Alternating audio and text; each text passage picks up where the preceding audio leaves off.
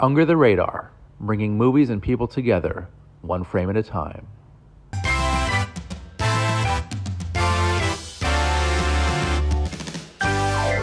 Hey guys, I'm Randy Younger, and this is another episode of Under the Radar, bringing movies and people together, one frame at a time. And with me, yes, with me tonight, I have a good friend to the show, a good personal friend, just a good guy overall, Mr. Kevin Mascara. Hey Kevin, how's it going? Hey, Randall, thanks for letting me join you yet again. Yes, yet again, you're always welcome, and I love the backdrop. That's really realistic. So. So tonight we're going to be talking about a movie that came out in 1999. It is now celebrating its 25th anniversary. It's not a very good film, but it is a fun film, and it is, of course, Wild Wild West, and it stars Will Smith and Kevin Kline as two early Secret Service agents in the Old West who must thwart a plot by an evil Kenneth Branagh, who wants to basically hold the United States government for ransom. And along the way, we have Smith and Kline teaming up reluctantly and basically embark on this adventure in the Old West and basically trying to save the president and the government. Now, the movie is not good, but I figured, it is celebrating its 25th anniversary, and a lot of work did go into this movie. It's directed by the great Barry Sonnenfeld, who did the Men in Black movies and the Addams Family movies, among others. You've got a great score composed by Western veteran composer, the late great Elmer Bernstein, who did The Magnificent Seven. So this was one of his later scores, but it's a really good score. It's very fun. It's robust. It's got a great theme. And I must also mention the brilliant special effects done by Industrial Light and Magic. We've got some great CGI in this movie. And it was a year where CGI was very heavy in films like The Mummy and The Haunting. There was just a bunch of other great ones too. But again, not a good movie, but a fun one. And the elements are in place, though a bit scattered. But Kevin, initial thoughts, Wild Wild West. I mean, I think this is easily one of the ones where even as a kid, you knew it wasn't that great. It was entertaining, and then as you get older, you reflect on it more. I mean, Wild Wild West, it's based on an old TV show, right? Right. I think the premise basically is if James Bond was a Western, and they definitely play up on that. We had some good individual acting, I'll say. Just I feel like everybody was basically participating in a different type of movie. I think Will Smith played a pretty head-on, pretty straight-laced. Depending on the scene, you got some Kevin Kline hamming it up or also playing it pretty straightforward. Didn't mention it before, but I got to say, you got to give Selma high credit for there. I think she definitely was entertaining. And then Kenneth Branagh was just there having the time of his life, being as ridiculous as possible. Yes. So you got to appreciate for what it is. You're so spot on with the CGI. I think that's actually what hurts it in such a CGI heavy year for movies. This one, it's hard to say it holds up. Mhm. I get it. Technology advances over time. But hey, you just mentioned The Mummy. That one holds up a lot better. True. And also, yeah, I didn't mention Galaxy Quest, which also had visual effects by ILM, and I think they look great here in Wild Wild West. I think Real the okay. spider, the mechanical gigantic spider that Kenneth Branagh pilots. I think for 1999 it looks good, and even for 2024 it looks pretty good too, in my opinion. And it's a lot of fun. The yeah the visual effects are there. I think they spent more time and attention to the technical aspects of the film, making it look good, making it look like an expensive movie. And I think they should have focused that energy into the script because I think that's where this movie suffers. I gotta agree with you entirely there. I mean, it's decent premise, right? You took a little spin on the show. You have Jim West, Will Smith, right? He's African American male, which was originally a white a role, and obviously there is a component of the Civil War, North and South, and that's what's really pushing it forward in terms of the tension, and then how Kenneth Branagh's character is trying to leverage that to kind of take over the country. But it was too loosey goosey for me. I agree with you. Respectfully, I'll disagree with you with the special effects. I think the spider is a good example of actually where it didn't work for me. Okay. I thought it was a bit ridiculous and overdone. It makes me think of Kevin Smith and his wonderful little anecdote about that with him and Jonathan Peters. Quick summary there for the viewers is John Peters is the producer for this. Kevin Smith, way back in the day, and if you ever want to hear his description of this, it's going to be said 10 times better than mine. He wrote a script for what would have been the Nicolas Cage Superman that never went to fruition, and John Peters really wanted a giant spider in there, even though Superman has God knows how many different great villains. Yeah. And yeah, I mean, the closing on his summary is he ends up going and see Wild Wild West, and what does he see at the end but a giant spider? Yeah. Hey, he got his wish in some form. So good for him, you know. Mhm. So I wanted to go back a little bit. So we've got Kevin Kline in a really funny role. I think he did a great job with this. And he was kind of goofy, but at the same time deadpan. So it Mhm. was a nice balance of humor that he's established in this role. And I thought he was, along with Kenneth Branagh, my two favorite actors in this movie. I wasn't impressed with Will Smith. I've never really been impressed with his work, except for The Pursuit of Happiness, and some other stuff. But this role could have gone to any other like popular leading man of 1999. But at the time they felt they're still riding the high off of the first Men in Black. This came out 2 years later, and Barry Sonnenfeld and him decided to collaborate once again, which I understand. But with Kevin Kline, they actually considered George Clooney for the Hmm. part, which I don't know how I feel about that. I think that would have been interesting, but I mean, I don't see George Clooney as that great of a comedic actor. He's usually the straight man. usually, So if Will Smith is essentially the straight man in this one, where oddly enough he does yeah, have comedic chops with right, Fresh Prince, but if he's playing the straight, then you can't have two straight men in this movie, especially if it's supposed to be an entertainment like action comedy type flair. Somebody's got to be the goofball. true. I agree, and I think they did a great job picking Klein. Also, Matthew McConaughey and Johnny Depp were considered for the role. So, yeah, very interesting trivia there. Yeah, I mean that would be a completely different movie. I mean, once again, I think this is where I agree with you 100%. Wild Wild West, is it the greatest movie in the world? No, but there's so many legends. There's so many little stories that came out from this. So we just talked about Kevin Smith and John Peters and the Spider. Right. Well, the other major rumor is Wild Wild West, and frankly, how not great it was and how much it tanked in the box office was Will Smith had a different option, and Mhm. that would have been The Matrix. Oh So God. yeah, you want to talk about different stories, different Yeah. trajectories. There you go. Oh Like Jesus. this movie keeps giving in all different ways. That it's a gift that has many layers. Oh yeah. I think I have heard of that Will Smith Matrix casting consideration, but yeah, that would have been a train wreck.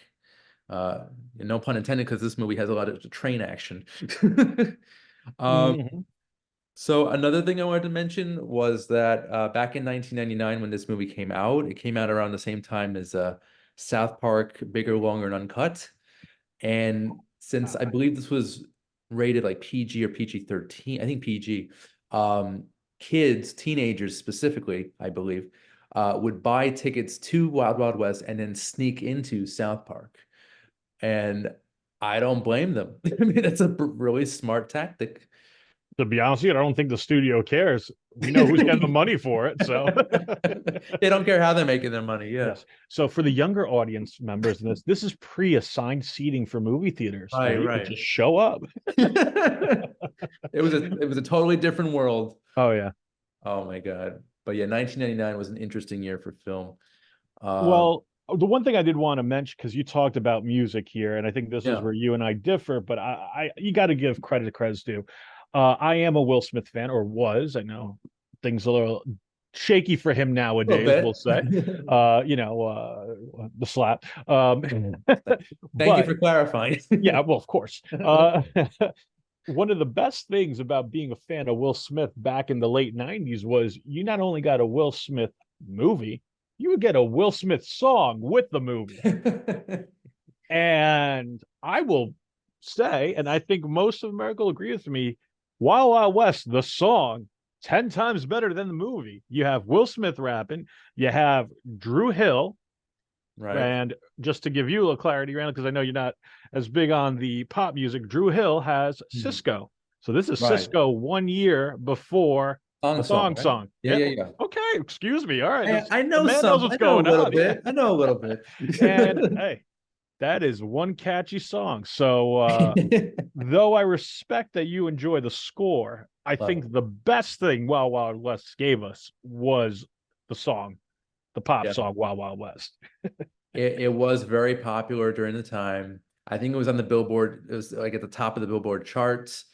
You would hear it at like proms and like parties and weddings and stuff like that. And it is catchy, even to this day, it's you kind of like bop your head to it a little bit. So yeah, that's pretty cool.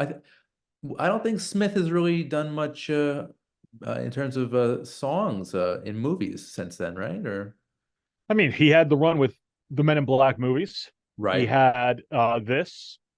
And then, yeah, I mean, his later work, they were dramas and such. I Right. don't recall any big songs since. It might have actually been Men in Black 2, might have been the last movie song collaboration, we'll say, because he's obviously done. Actually, I don't think he's even done that much music since. So I'll take that back. It's been a Yeah. while. I think this was like his last great movie inspired hit, if I'm not mistaken. I could be. Did Men in Black 2 come out yet? Men in Black 2 came out in 2002, so 3 years after this. So that was a hit, just not as big. That was Nod Your Head, the Black Suit's Coming. Okay. Or if I remember correctly. So there you go. All right. But yeah, this was probably definitely bigger than that. Yeah, agreed. But aside from that rap song, Elmer Bernstein, fantastic score. He actually did the score for Ghostbusters, among many others. So, but That's why you're a fan. a Now I little see bit. it. No, no, but the Wild Wild West score has a very strong main theme, the main title. It's very rousing and triumphant, which I look for in a score. You don't hear a lot of that nowadays, but yeah, Elmer Bernstein, rest in peace, good sir. Now this movie is a Western, not a very good one, but I want to just talk about some other Westerns out there, some better films. Kevin, off the top of your head, some of your favorite Westerns? Well, I mean, this is weird, right?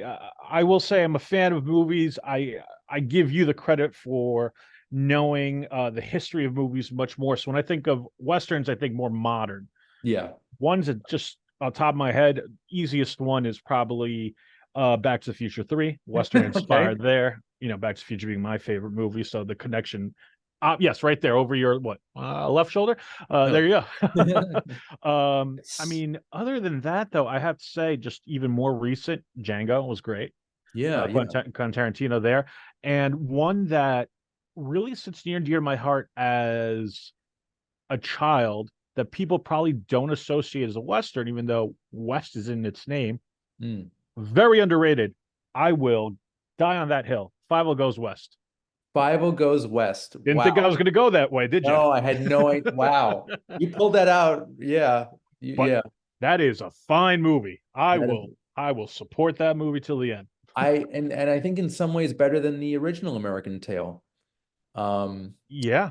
More Mm-hmm. interesting actually, more better character development. Well, for the cartoon cats and mice, but and I think that was James Stewart's final role. He was the voice, I Oh. think, of the sheriff, and I believe John Candy was also he had a voice role in that, and of course a great score by the late Mm-hmm. great James Horner.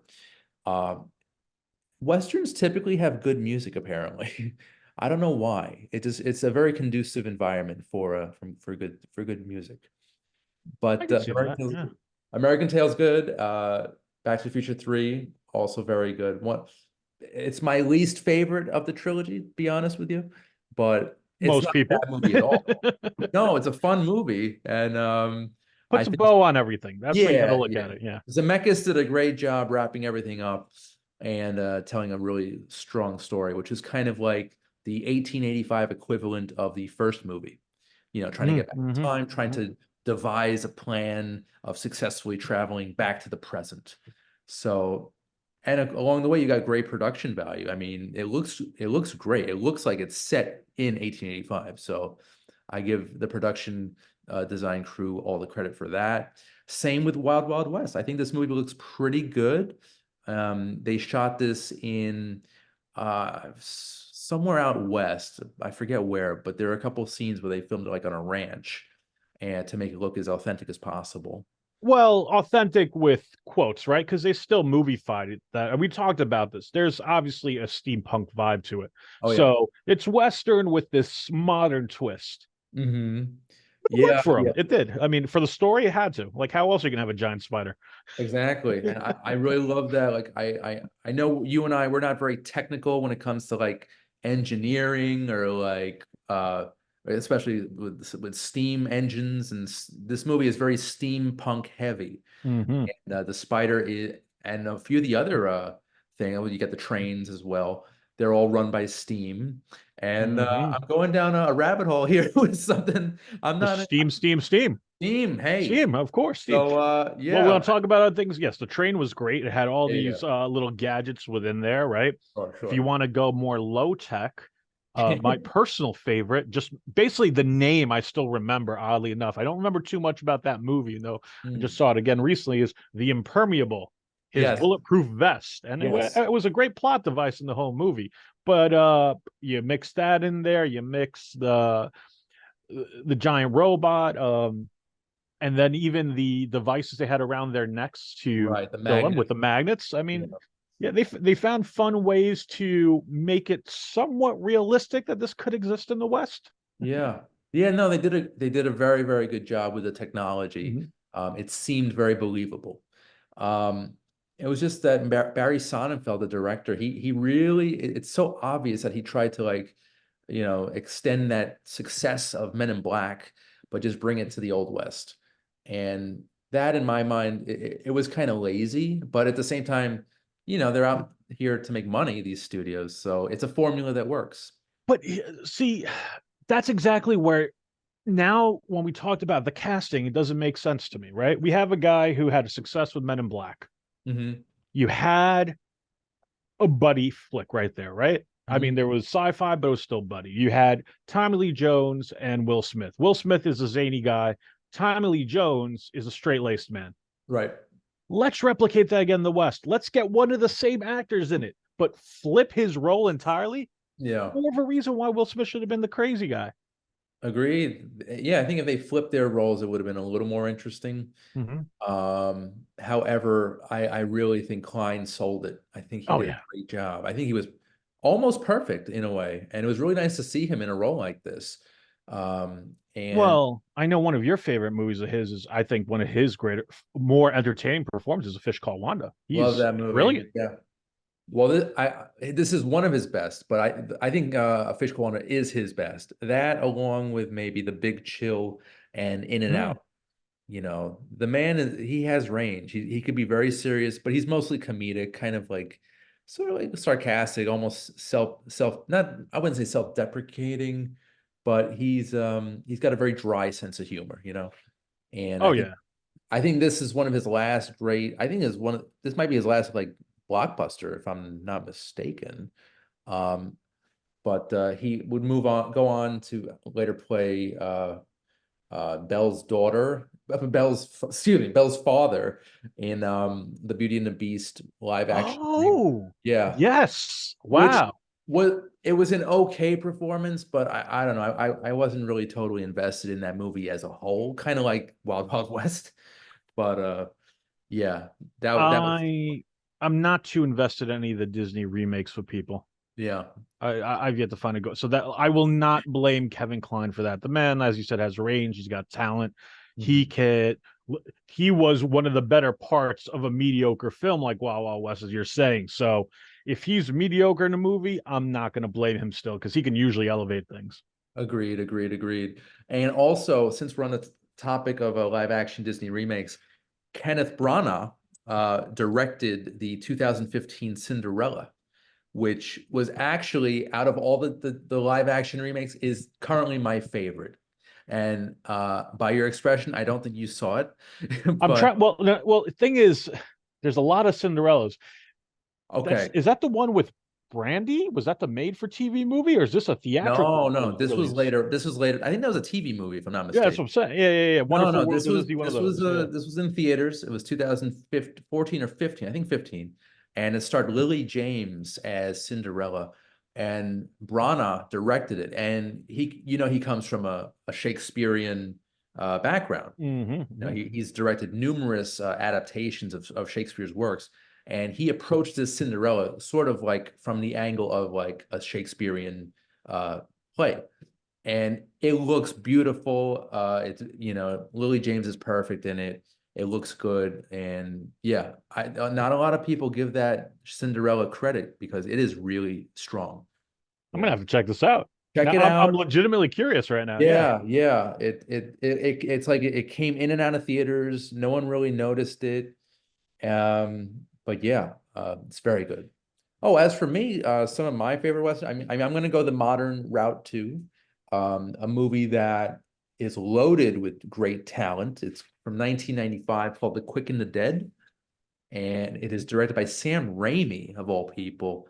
Kind of like because Hmm. I think he produced before it or around that same time the Bruce Campbell Western Briscoe, I think it was Briscoe County, and this had his signature charm, like weird camera angles, very quick cuts and zooming in on the characters. You've got Sharon Stone as this like gunslinger who basically moseys into a random Western town run Mosey's, by huh? yeah, she moseys. And the town is run by a corrupt and evil Gene Hackman. Uh, Ooh. who basically has these gunfights and right outside the saloon, and basically has kind of like this business of and gambling business of gunslingers killing each other. You've got Russell Crowe, you've got Leonardo DiCaprio, uh, you've got Lance Henriksen. Uh, I think Keith David's in it too, among others, and it is just a really, really good Western, modern day Western. Of course, we've got the spaghetti westerns, which will stand the test of time. Those are classics. Anything with Hmm. Clint Eastwood in the 60s and 70s is great. And, there's other stuff out there. I mentioned The Magnificent Seven, which was Hmm. scored by Elmer Bernstein as well. And yeah, you don't see a lot of good westerns nowadays. It's kind of a lost art. Well, I mean, I think it's just nowadays it's all franchise, right? So Mhm. what Western still exists that you could franchise or repeat? I can't think of a good one right now. Yeah. Yeah. I don't know. And if they're going to do anything, it's just going to be a remake, which they did. They did the Denzel Washington version of The Magnificent Seven, which um, Mm. I don't think it was that good because it's not really sticking in my memory. Yeah, But no, I know I watched it. I watched it, yeah, but I couldn't tell you what happened. right, right, right. I just remember that was one of James Horner's last scores. Mhm. So yeah, that's interesting. Um, but yeah, the Western, there's some really good ones out there. I think Wild Wild West is not a very good one, but again, the elements are there. I just wish it was more cohesive, it was sort of a lost opportunity, but Oh, definitely. I think that you could see that just how much money they invested in this. yeah, Everybody thought it was going to be huge. On right. paper, it sounded like it was going to be, but I mean, I think the takeaway really is Wild Wild West gave us three things that of value as far as I'm concerned: a good Kevin Smith story, a good pop song, Yeah, and a good secondary story on what could have happened if Will Smith did not take this role. true, true, true. Yeah. And also, I know you don't really agree with me with the visual effects. I think they look good. I think they're Mhm. a lot of fun here, and I think I think McFarlane Toys should come out with a spider, uh, toy, like or at least a model or something. Who's gonna buy it? Who do you think? This guy. I don't think anybody's asking for Wild Wild West memorabilia in 2024. I am putting it out there in the universe. Please make that happen for the 25th anniversary of Wild Wild West. Let's get that spider toy. So, Kevin, we have like a maybe like a minute or so left. Are there any movies coming out that you're looking forward to seeing?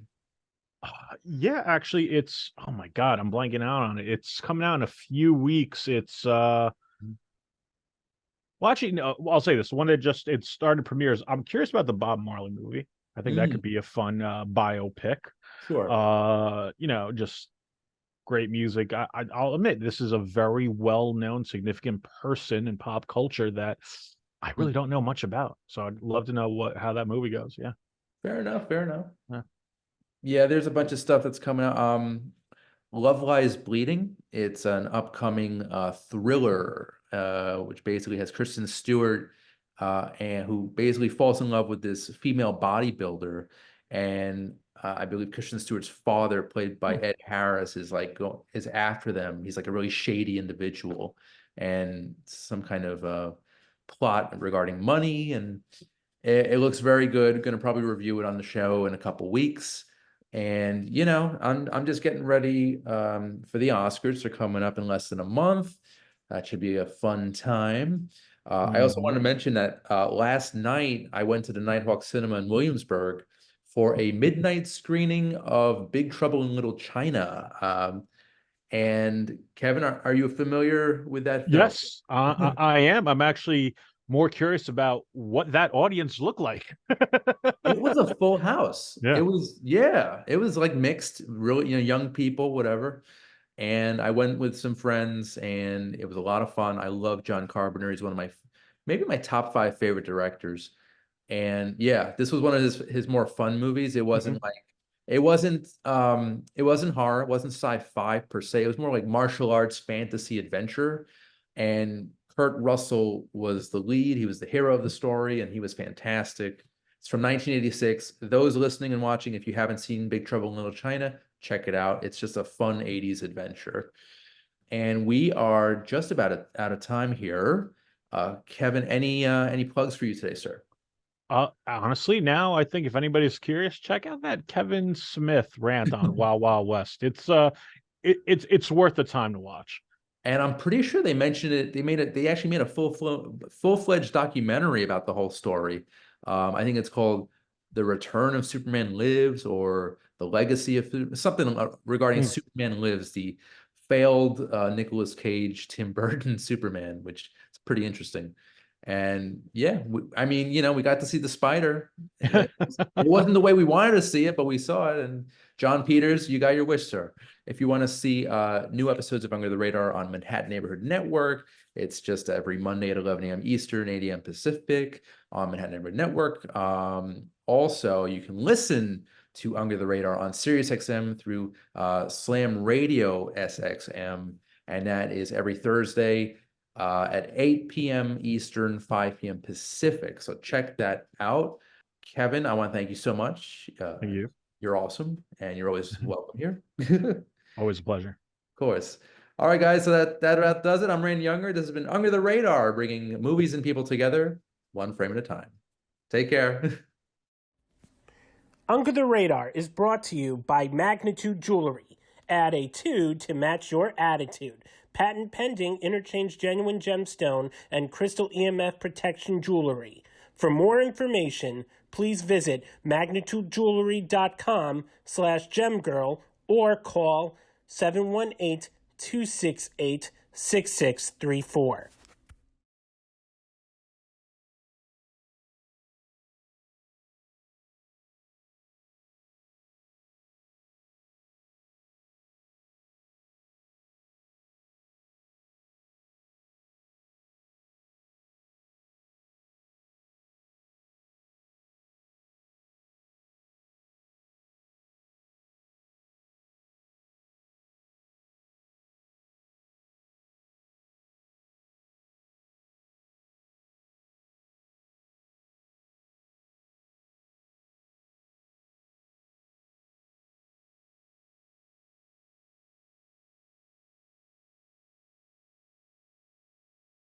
Oh, Under the Radar. That's great. It's like someone just wrote an article about me. Feel the Dern. I like when they use our names. I like a pun. One of my favorite shops, Hip Hip Duvet.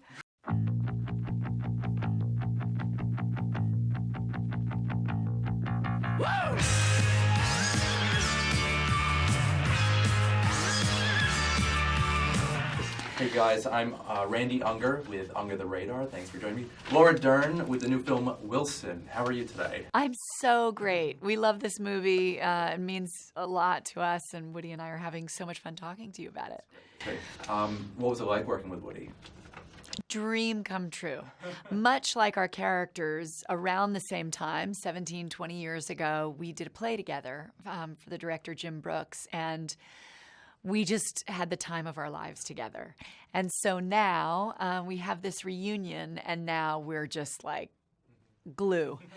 We just only want to find things that we can do together, because it's just, if I had the blessing of being Ginger Rogers, he would be my Astaire. I move to the left and he's right there with me. You know, everything is this like delicious symbiotic nature, which is what we needed to be for Wilson and Pippi. So it was a dream. The chemistry's amazing. Oh, great. Now, do you consider this a comedy or a drama, or both? I really consider it both, and it's a tone I'm deeply in love with. I fell in love with it thanks to Hal Ashby and Scorsese and many filmmakers in the 70s who made me want to be an actor, having been on their sets because my parents are actors. So I watched them up close, carrying and navigating that tone so beautifully. And it's rare to get this delicious gift of writing like this, thanks to Daniel Clowes and direction like Craig's. Awesome. What type of challenges did you guys face? Well, what's amazing is the challenge is getting the material right. And Woody and I love being actors and have often been in dramas and in painful stories and very complicated characters, but we love comedy. And people often forget that we met Woody on Cheers, so we love physical comedy. And so finding a way to keep the heartbreak of these two characters and the rage of them and the tenderness, but also go for some physical comedy within that is just a blast. Nice. Did you do any preparation for the role, or? Yes, learning to beat up Cheryl Hines. I worked very hard on that in some rehearsals, and learning to be in love with Woody Harrelson. That was my job. It's really hard. Yeah. All right. Get your rage out and fall in love with the greatest human. The only person I fell in love with more than Woody Harrelson would be Laura Harrelson, who's now my wife. Okay. I've stolen her from Woody because she's amazing. And speaking of young actresses, do you have any advice for young actors trying to break into the industry? Run! No, I'm kidding. Run unless you're so in love that you're comfortable with sacrifice. I heard something beautiful from my son's girlfriend the other day. She was like, I really love photography, but I have to decide if I'm really comfortable being broke.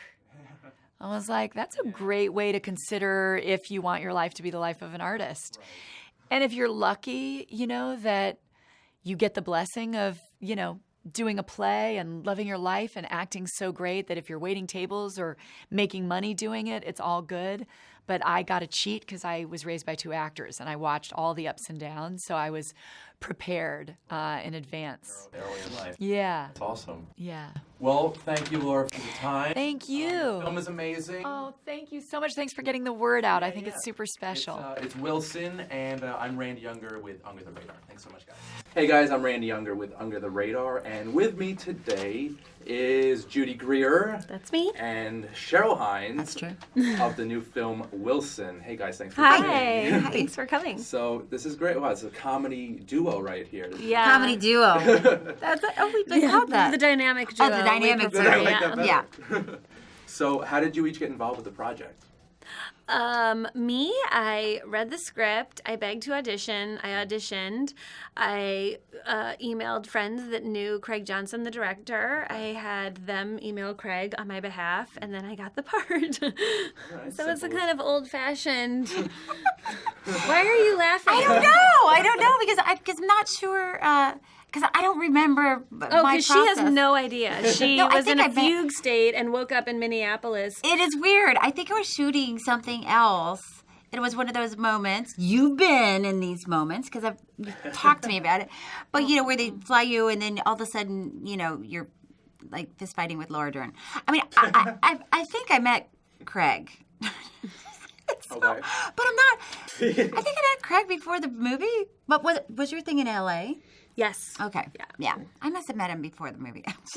I have a terrible memory. It's okay. And please don't tell Craig that it was a memorable. We should ask Craig how you got involved. Yeah, in because the I movie. don't. Yeah. Are you in the movie? You No, are. I think I'm not.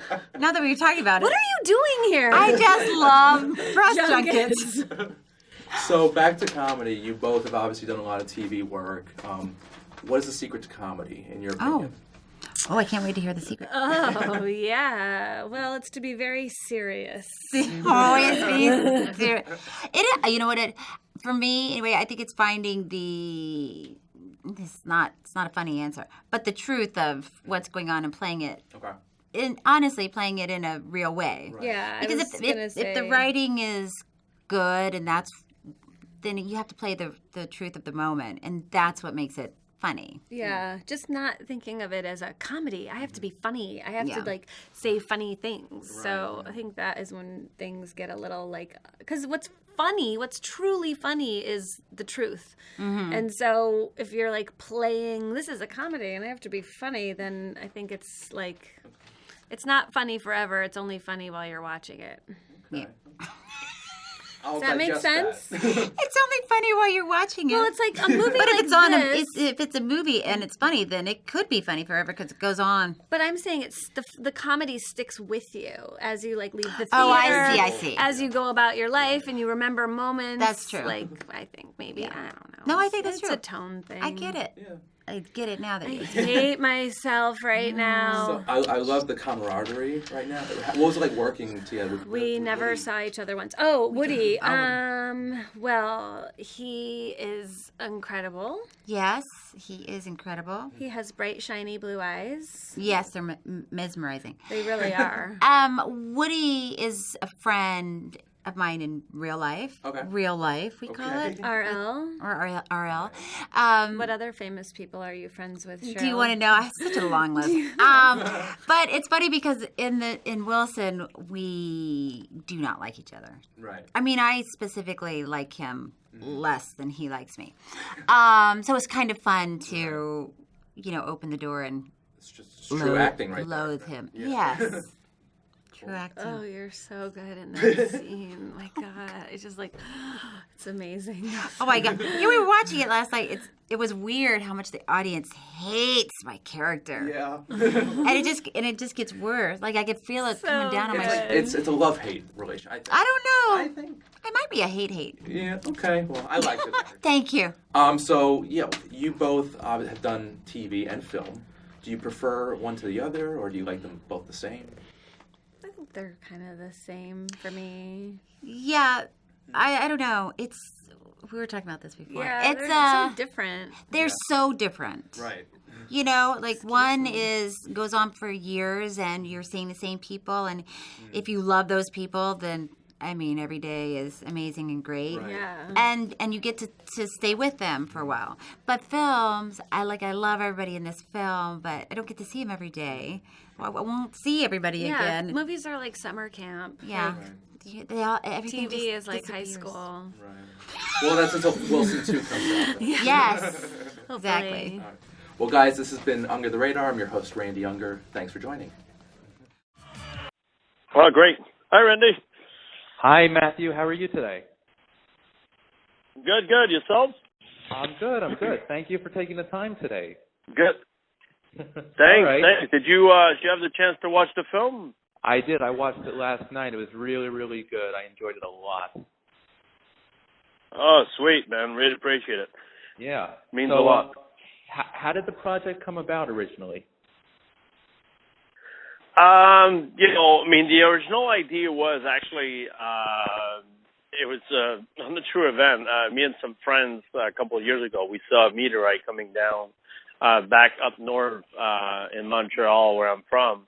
And then we were maybe a little drunk at the time, but we went to investigate it, if we could have find something. We didn't find anything, but the idea, always thought what it was, what we would have found if that day.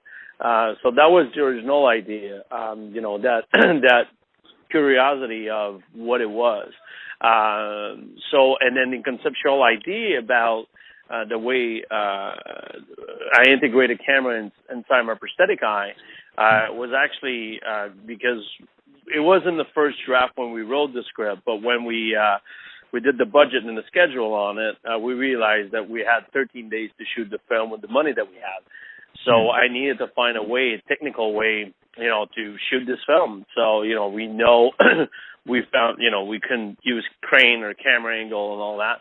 And because I was acting in the film as well, I said, all right, let's put a camera on my shoulder and let's do it, because I was going to operate a camera anyway. So that's how this, this whole, the technique and the idea came about. Okay. Did you do any preparation for the role?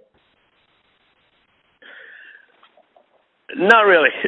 I gotta admit, it's pretty much, it's not too far from who I am in the film. Of course, it's and all the actors as well, I asked them to play pretty much natural. That's why I gotta say, at first you were not supposed to see me when I originally thought about this idea. I said, you know what, you're gonna hear my voice, or we might change my voice. You're gonna see me in reflection of mirror and stuff like this when it's necessary. But, I won't be too much in the film. That's why I'm wearing a hat but what happened is that when we just started doing test screening and there were demand to see, the main character who was me more. So, it's just, that's why I look like a director in the film, because I needed to add myself in. No, seriously. It was funny because when I spoke my hair department, they were like, oh, you want your hair? And I said, I'm going to have a hat. And they were like, you're going to have a hat? They're like, the full film? I said, you know what? Yeah, because, I'm sweating my ass off behind the camera, and I got to go in front of the camera. So there's no way, I'm going to, I'm not going to wear my hat. So right. It's really the director you see on screen. But I think it works for this story, instead of the story, it's natural. So it works. Nice. Speaking to that, what is it like working on a film from an actor's point of view as opposed to a director's point of view? That's a really good question, actually. I think that's a really good question. It's a little tricky as well, because I think my mind is just one. It's the same as being an editor and cut myself from the film, or analyzing myself if I'm doing a good job or not. It's really tough, I got to say. But I think acting was the same. It's really to make sure that me and the actor, we're all in the same line. We're all in the same, in that scene, in that moment, this is what we need, as emotion. But then as a director, I have to I have to know exactly where we're at in the timeline in the film. So it's, it fits with everything else. So that was the toughest part, to really manage the two together, and as well as director, I had my full crew, and all my crew were in French because we shot in Montreal. So I had, both language. So sometimes I was acting in French with my actors. They were like, Matt, all right, we're English here. And I was like, sorry guys, I was just switching around. And sometimes the director, was acting. And and of course you don't see any of that, but yeah, it was definitely a challenge, huge challenge to never do this again. Hopefully not. So do you prefer acting to filmmaking, or do you consider them both the same? Filmmaking for sure. Filmmaking. Yeah. I mean, I've been shooting films for 25 years. I mean, July 29. Next week, pretty much date to day when the movie's coming out, it's going to be my 25th years that I shot my first short film. So, directing. But the thing is, as you know, when you have a passion, you're just solving problems. So I started making film when I was 10 years old. So one of my problems that occurs a lot is that I didn't have any actor. My dad was not always available. So it's like, all right, I'll put myself in. So, that's how, I start acting. But I would say filmmaking is definitely my first priority for sure. Okay. But if there's a demand for acting, then I'll do it again for sure. If I feel there's a demand, I would do it, but I would do it without me directing it for sure. Okay. Interesting. Are there any Yeah. filmmakers who have influenced your craft? And if so, who? Hitchcock, for sure. Nice. Hitchcock was my biggest influence. Yeah, Hitchcock because of his understanding of the psychology of the audiences. I think, he really understood who he was telling a story to and how to manipulate them and how to bring them to where exactly you wanted them to be. So for me, really, and it was not really about his film. It was really, again, his thinking and his preparation to how to make a movie and a suspenseful movie. So for sure, Hitchcock, since I'm a kid, has been a huge, huge influence. Nice. Do you yourself have a secret recipe for suspense?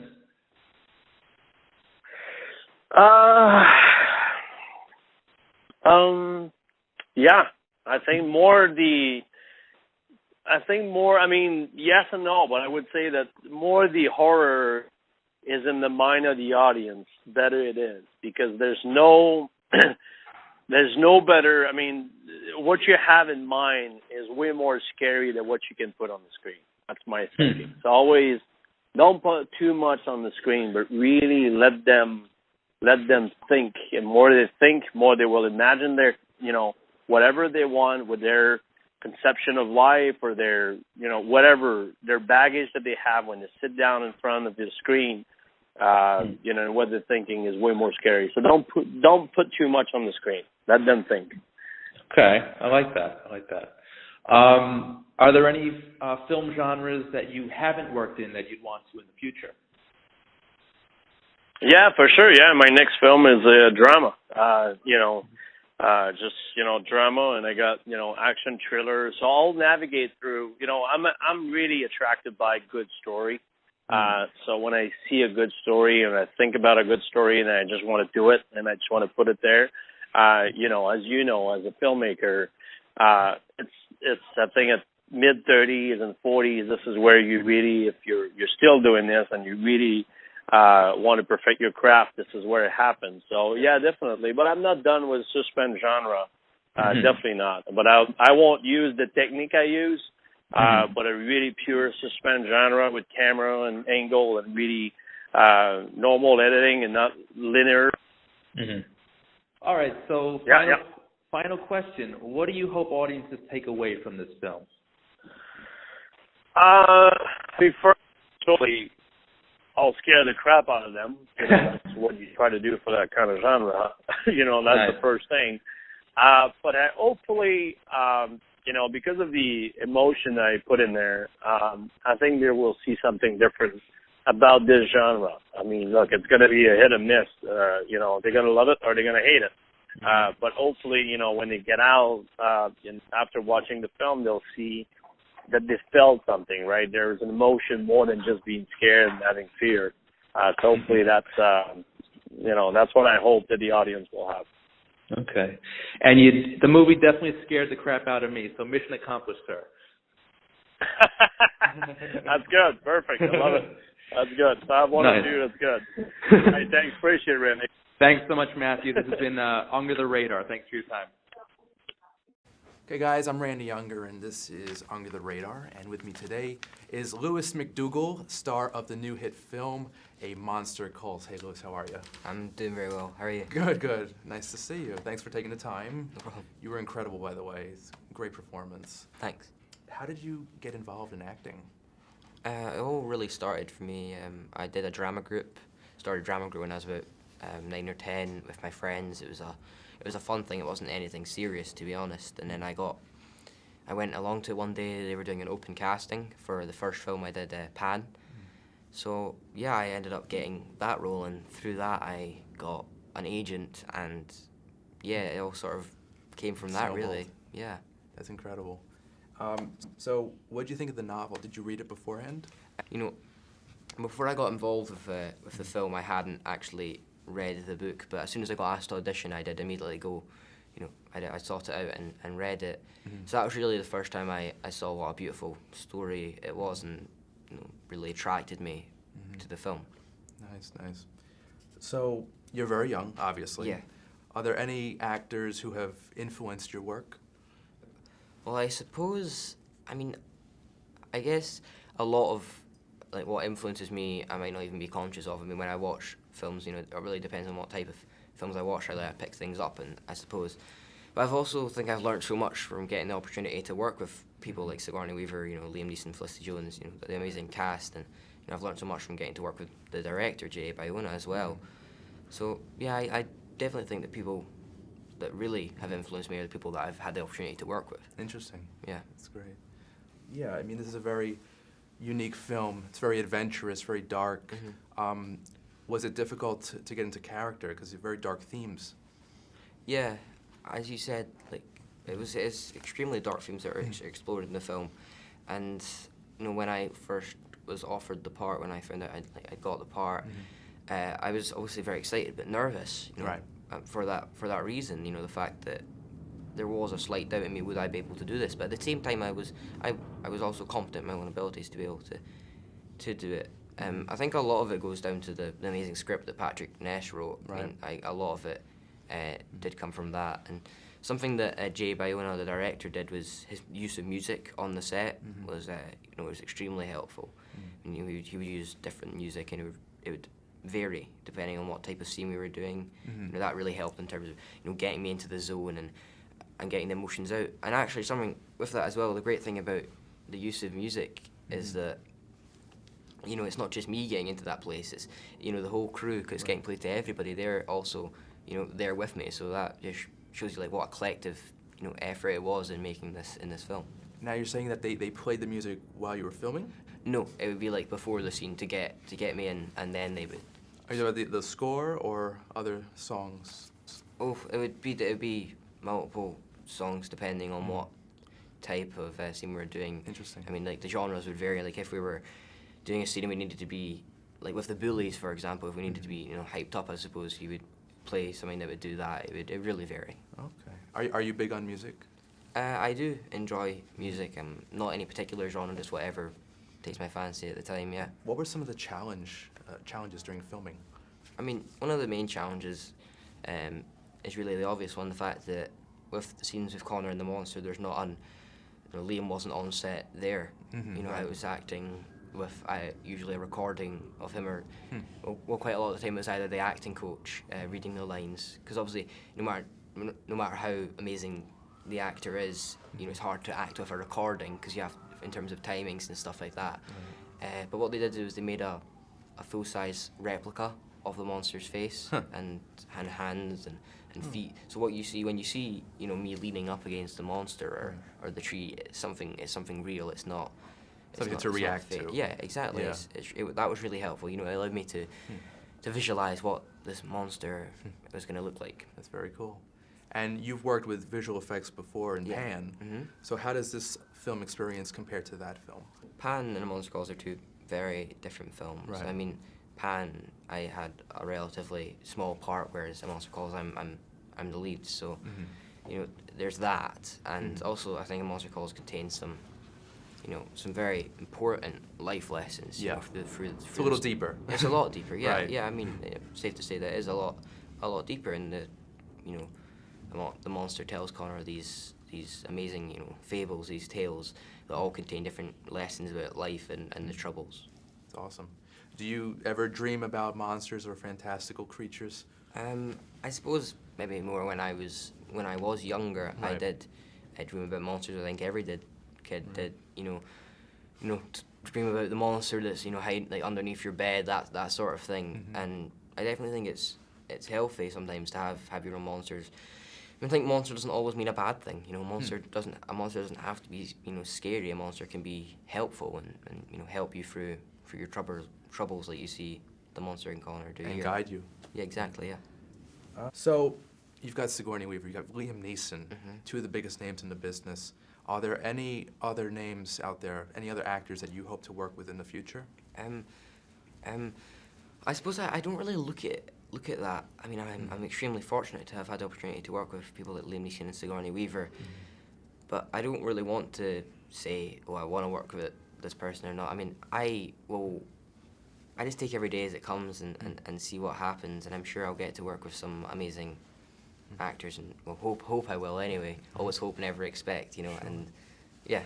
Similar question. Are there any other genres that you hope to work in the future? Well, I've done 4 films now. I've done 2 films after I've shot All Monster Calls, and I think, you know, doing a variety of different, you know, types of film and types of characters is very important, you know, in keeping things fresh, I suppose. Yeah. That's great. That's great. Did you have to audition for this film? Yeah, I had to audition. What was that process like? Yeah, well, I did one audition in London with the casting director, and then I did a second one where I got to meet the director. So that was, you know, getting to meet the director, then getting to meet Jay Bayona was extremely helpful, because I think it really gave me my first taster of what if I had got the part, what the shooting was going to be like. And then I got asked to do a screen test in Barcelona, which was a great experience, but also slightly intimidating as well, because there was, you know, other boys there going for the same part. Right. Yeah. So, final question. You are obviously very young. You're 14. Yeah. Do you have any advice for aspiring young actors out there? You know, I personally, when I never had a moment where I thought, you know, I want to be an actor. It really just happened. You know, I was quite lucky. I mean, I went along to a drama group, and I think drama groups can be very good in terms of just learning. I think also learning through doing. You know, all these. You know, I don't think, you know, sitting down and learning different methods and all that fancy stuff. I think you just learn through, you know, experiencing it and doing all that. That's great. Yeah. Well, Louis, thank you so much for Thank your you. time. I'm Randy Unger, and this is Unger the Radar. Thanks so much. Hey, thanks for watching this week's episode, and remember that you can find more Under the Radar on YouTube. Like, subscribe, and share with cinephiles in your life.